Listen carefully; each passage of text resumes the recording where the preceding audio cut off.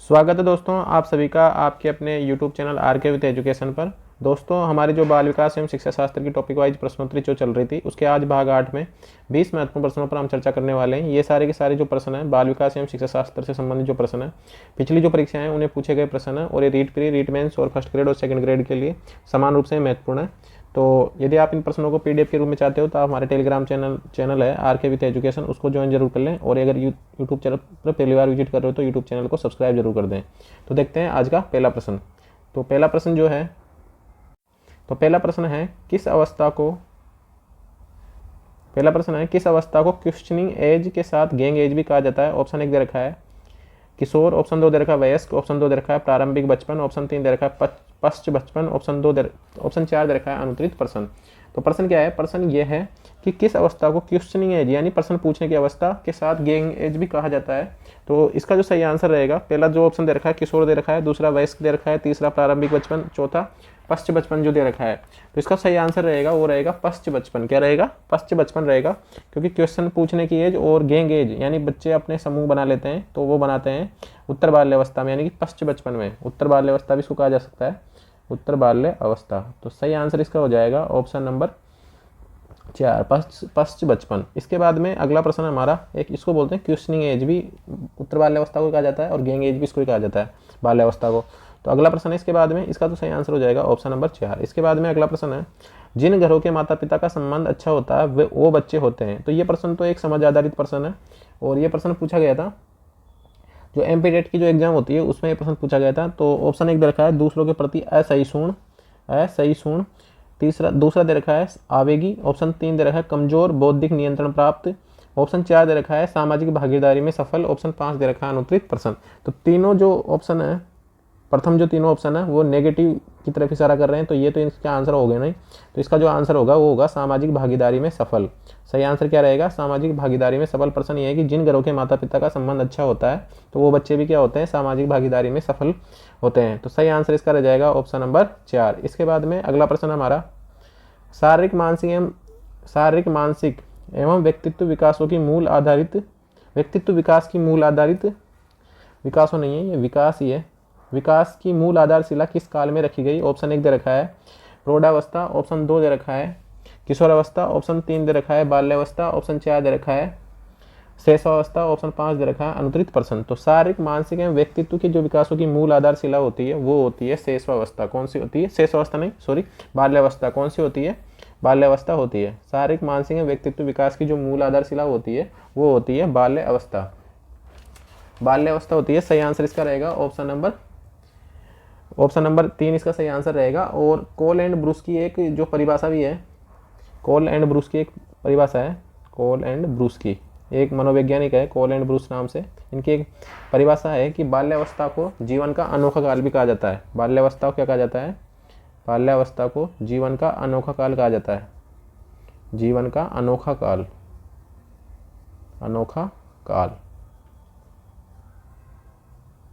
तो इसका जो सही आंसर रहेगा वो रहेगा ऑप्शन नंबर 3 शारीरिक मानसिक व्यक्तित्व के विकासों की मूल आधारशिला कौन सी है?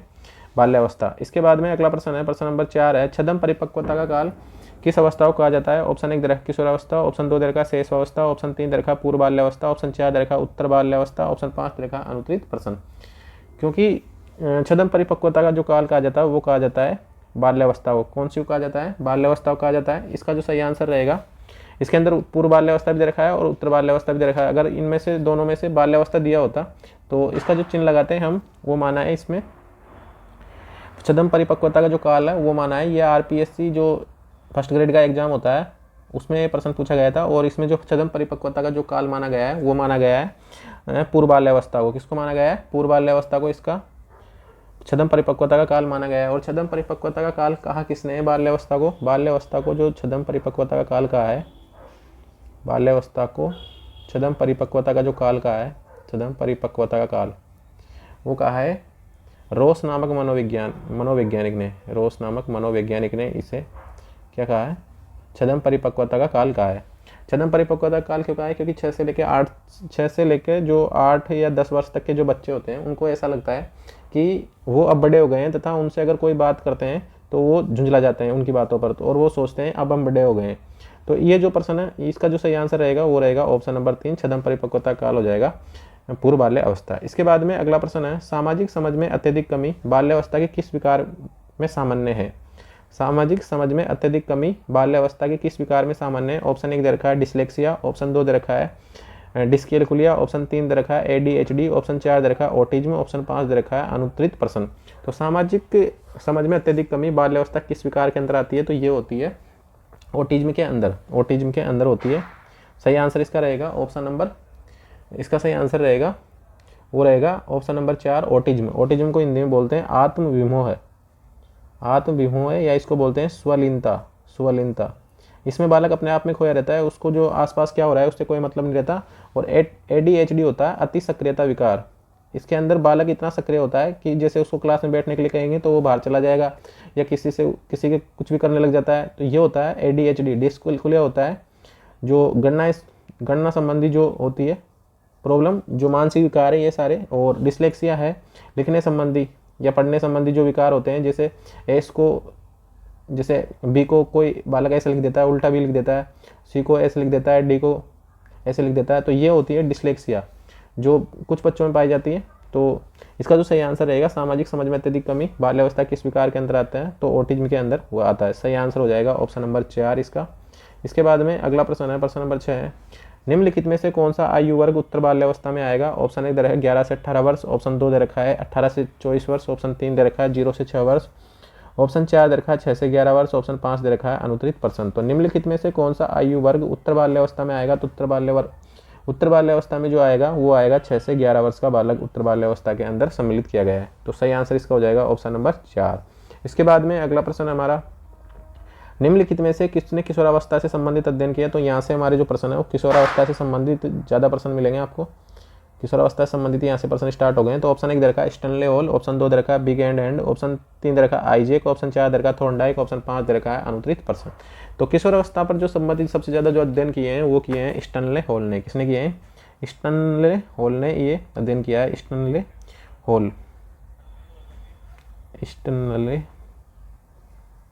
हॉल इन्होंने सबसे ज़्यादा किशोरावस्था पर अध्ययन किया है। और इनकी एक पुस्तक भी है एडोलसेंस के नाम से, एडोलसेंस के नाम से इनकी एक पुस्तक है जिसके अंदर इन्होंने किशोरावस्था पर काफ़ी सारे अध्ययन किए हैं। और जो किशोरावस्था को इन्होंने संघर्ष, तनाव या तूफान की जो अवस्था कहा है वो इन्होंने कहा है। तो सही आंसर इसका रहेगा स्टैनले हॉल।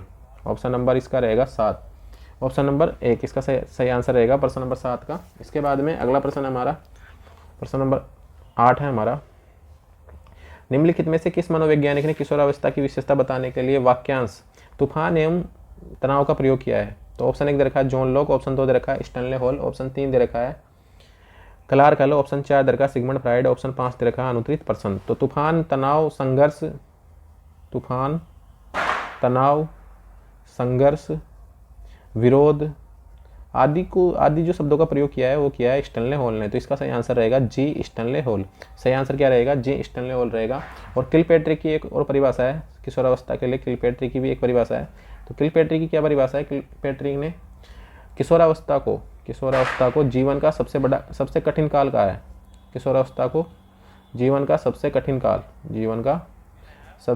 काल कहा है किलपैट्रिक ने। कठिन काल का है। तो सही आंसर इसका हो जाएगा ऑप्शन नंबर 2। ऑप्शन नंबर 2 इसका सही आंसर रहेगा। इसके बाद में अगला प्रश्न हमारा प्रश्न नंबर 9 है, किशोरावस्था बड़े संघर्ष, तनाव, तूफान तथा विरोध की अवस्था है। यह कथन किसका है? ऑप्शन 1 दे रखा है ब्लेयर, ऑप्शन 2 दे रखा है स्टैनले हॉल, ऑप्शन 3 दे रखा है क्रो एंड क्रो, ऑप्शन 4 दे रखा है एडलर, ऑप्शन 5 दे रखा है अनुत्तरित प्रश्न। तो मैंने अभी बताया किशोरावस्था को लिए संघर्ष, तनाव, तूफान तथा विरोध की अवस्था किसने कहा है? स्टैनले हॉल ने। तो सही आंसर इसका रहेगा ऑप्शन नंबर 2। इसके बाद में अगला प्रश्न हमारा प्रश्न नंबर 10 है, जॉर्ज स्टैनले हॉल ने किशोरावस्था को कैसी अवस्था कहा है? ऑप्शन, ये जो प्रश्न है किशोरावस्था से संबंधित ये ज़्यादातर फर्स्ट ग्रेड में पूछे गए हैं, लेकिन कभी कभी ये रीट के सिलेबस में तो पूरा दे रखा है बाल विकास, यानी बाल विकास की जितनी भी अवस्थाएं हैं जैसे बाल्यावस्था, शिशुअवस्था, किशोरावस्था, सारी उसके अंदर पूछी जाएगी। तो इसका जो ऑप्शन 1 दे रखा है सुखद अवस्था, ऑप्शन 2 दे रखा है संवेगात्मक, ऑप्शन 3 दे रखा है कल्पनात्मक, ऑप्शन 4 दे रखा है तूफानी एवं तनावपूर्ण, ऑप्शन 5 दे रखा है अनुत्तरित प्रश्न। तो जॉर्ज स्टैनले हॉल ने किशोरावस्था को कैसी अवस्था कहा है? तूफानी एवं तनावपूर्ण अवस्था कहा है। तो सही आंसर इसका रहेगा ऑप्शन नंबर 4। क्या रहेगा सही आंसर? ऑप्शन नंबर 4 इसका सही आंसर रहेगा। इसके बाद में अगला प्रश्न हमारा प्रश्न नंबर 11 है, निम्नलिखित में से कौन सी किशोरावस्था की एक सामान्य विशेषता नहीं है। मतलब इसके अंदर किशोरावस्था की विशेषताएं दे रखी है लेकिन उनमें से सामान्य एक विशेषता नहीं है। तो ऑप्शन 1 दे रखा काल्पनिक दर्शक, ऑप्शन 2 दे रखा अपराजिता, ऑप्शन 3 दे रखा व्यक्तिगत कल्पित कहानी, ऑप्शन 4 दे रखा आज्ञा पालन, ऑप्शन 5 दे रखा अनुत्तरित प्रश्न। तो निम्नलिखित में से कौन सी किशोरावस्था की एक सामान्य विशेषता नहीं है। विशेषता तो ये सारी है लेकिन सामान्यता उसको इसके अंदर नहीं लिया जाता। तो काल्पनिक दर्शक को होता है किशोर अपराजित, यानी कि वो अपने आप को सुपर हीरो समझने लग जाता है, किसी भी फिल्म या नायक की कल्पना करता है और उनके जैसा बनने की कोशिश करता है। व्यक्तिगत कल्पनिक कहानी, उसको अपने आप को किसी हीरो के रूप में देखता है। और आज्ञा पालन इसमें सामान्य देखने को नहीं मिलता। तो इसका जो सही आंसर रहेगा, विशेषता नहीं है, सामान्य विशेषता नहीं है आज्ञा पालन, सही आंसर इसका हो जाएगा ऑप्शन नंबर 4। इसके बाद में अगला प्रश्न है, प्रश्न नंबर 12 है, निम्नलिखित में से किसने किशोरावस्था से संबंधित अध्ययन किया। तो ऑप्शन 1 दे रखा है थॉर्नडाइक, ऑप्शन 2 दे रखा है एडलर, ऑप्शन 3 दे रखा है जॉन लॉक, ऑप्शन 4 दे रखा है स्टैनले हॉल, ऑप्शन 5 दे रखा है अनुत्तरित प्रश्न। तो निम्नलिखित में से किसने किशोरावस्था से संबंधित अध्ययन किए। तो वो किए थे स्टैनले हॉल ने। और स्टैनले हॉल की एक किताब भी है एडोलसेंस नाम से, एडोलसेंस नाम से इनकी किताब है, एडोलसेंस ये इनकी किताब है। इसके अंदर जो इन्होंने इनसे संबंधित किशोरों से संबंधित इन्होंने इस पर अध्ययन किया है। तो सही आंसर इसका रहेगा ऑप्शन नंबर 4। इसके बाद में अगला प्रश्न है, प्रश्न नंबर 13 है, अस्मिता यानी अस्मिता के विकास के लिए सबसे महत्वपूर्ण समय। अस्मिता का मतलब हो गया एक तरीके से अपनी पहचान बनाना। क्या बनाना? पहचान बनाना। तो इसके अंदर सबसे विकास के लिए सबसे महत्वपूर्ण समय है। ऑप्शन 1 दे रखा प्रौढ़ावस्था, ऑप्शन 2 दे रखा वृद्धावस्था, ऑप्शन 3 दे रखा किशोरावस्था, ऑप्शन 4 दे रखा बाल्यावस्था, ऑप्शन जो 5 दे रखा अनुत्तरित प्रश्न। तो इसका जो सही आंसर रहेगा, अस्मिता या पहचान की जो अवस्था है, विकास के लिए जो अवस्था है वो है इंपॉर्टेंट कौन सी? किशोरावस्था है। कौन सी है? किशोरावस्था है, क्योंकि ये जो अवस्था है इसी में बालक अपना जो भविष्य है वो तय करता है। बालक अपना भविष्य चुनता है इसके अंदर ही, और वो अपने भविष्य के बारे में कल्पनाएं करने लग जाता है। तो इसका जो सही आंसर रहेगा वो रहेगा ऑप्शन नंबर 3। इसके बाद में अगला प्रश्न हमारा, किशोर स्वयं के लिए एक समस्या होता है, यह कथन निम्न में से किसका है। ऑप्शन 1 दे रखा है हरलोक, ऑप्शन 2 दे रखा है एडलर, ऑप्शन 3 दे रखा है कोलसैनिक, ऑप्शन 4 दे रखा है किलपैट्रिक, ऑप्शन 5 दे रखा है अनुत्तरित प्रश्न।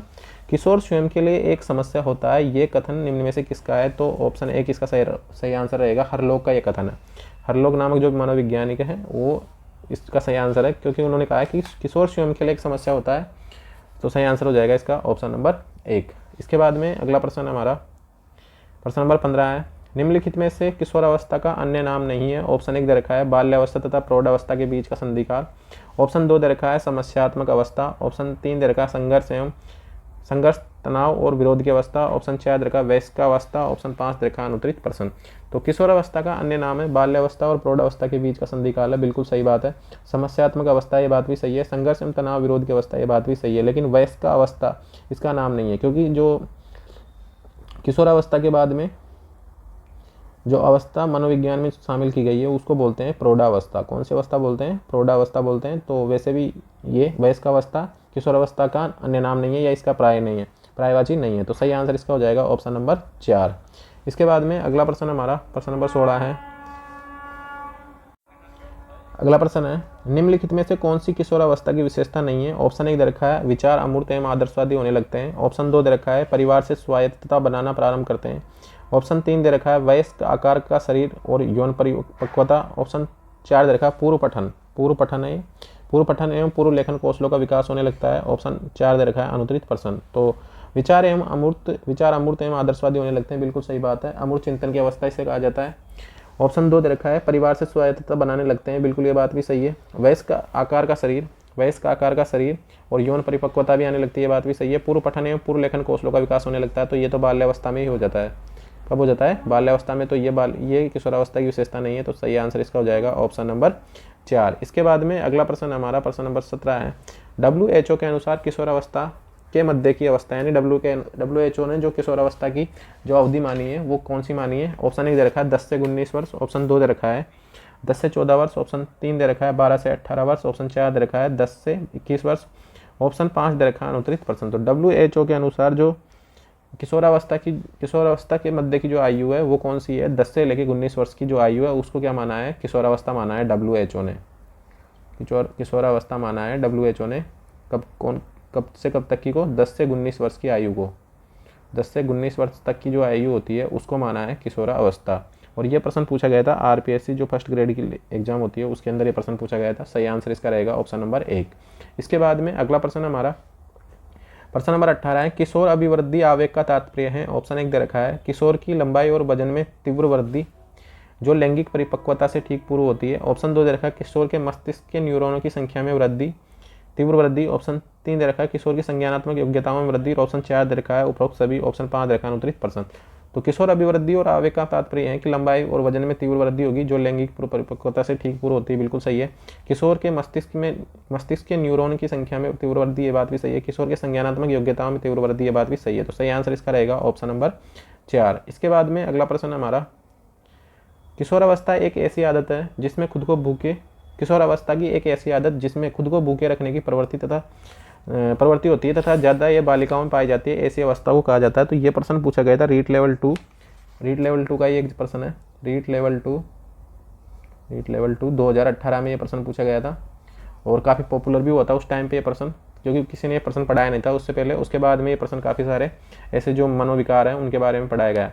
ऑप्शन 1 दे रखा है एनोरेक्सिया नर्वोसा। ऑप्शन 2 दे रखा है डेलिरियम टेम्परेंस। ऑप्शन 3 दे रखा है स्वलिनता। ऑप्शन 4 दे रखा है डाउन सिंड्रोम। ऑप्शन 5 दे रखा है अनुत्तरित प्रश्न।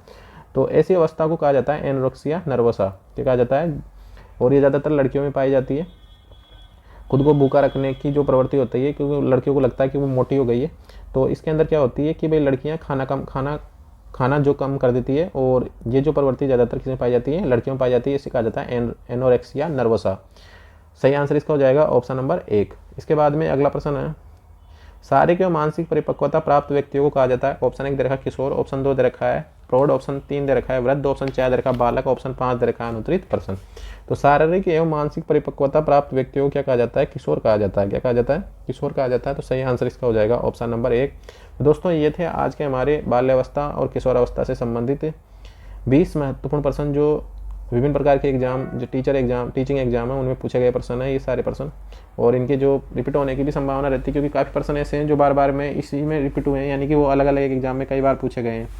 तो दोस्तों अगर आप इन प्रश्नों की PDF चाहते हो तो आप हमारा टेलीग्राम चैनल है RK विथ एजुकेशन, उसको ज्वाइन जरूर कर लें। और अगर यूट्यूब चैनल पर पहली बार विजिट कर रहे हो तो यूट्यूब चैनल को सब्सक्राइब जरूर कर दें। और जो भी साथी आपके साथ में रीट लेवल 2 या रीट लेवल 1 की तैयारी कर रहे हैं उनके साथ चैनल को शेयर जरूर करें। और ऐसे वीडियो देखने तथा जॉब संबंधी अन्य अपडेट के लिए भी आप हमारे चैनल पर बने रहें।